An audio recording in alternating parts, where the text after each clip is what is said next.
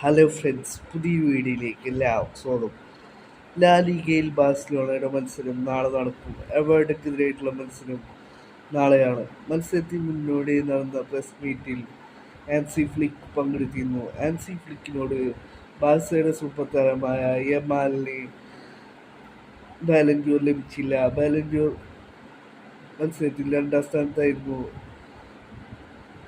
Yamal finish ചെയ്യുന്നത്. ഇതിനെക്കുറിച്ച് ബാഴ്സയുടെ പരിശീലകനായ ആൻസി ഫ്ലിക്കിനോട് ചോദിച്ചിരുന്നു. ആൻസി ഫ്ലിക്ക് പറയുന്നു, യമാലിന് ഈ ഒരു ബാലൻഡ്യൂർ ലഭിക്കാതിരുന്നത് അത് അദ്ദേഹത്തിനെ മോട്ടിവേഷനാക്കും. വരും കാല വർഷങ്ങളിൽ അദ്ദേഹത്തിൻ്റെ മികച്ച പെർഫോമൻസ് പുറത്തു കൊണ്ടുവരുവാൻ അദ്ദേഹത്തിന് ഇത് സഹായിക്കും എന്നാണ് ഇപ്പോൾ ആൻസി ഫ്ലിക്ക് പറയുന്നത്. ആൻസി ഫ്ലിക്ക് പറയുന്നു, വരും കാല വർഷങ്ങളിൽ യമാലിൽ നിന്നും അത് നേടിയെടുക്കാനുള്ള മികച്ച പെർഫോമൻസ് അദ്ദേഹത്തിൻ്റെ ഭാഗത്തു നിന്ന് വരും എന്നാണ് ഇപ്പോൾ ആൻസി ഫ്ലിക്ക് പറയുന്നത്. ആൻസി ഫ്ലിക്ക് ബാലൻഡിയോർ സ്വന്തമാക്കിയ ഡെംബലയെ അഭിനന്ദിക്കുവാനും മറന്നില്ല.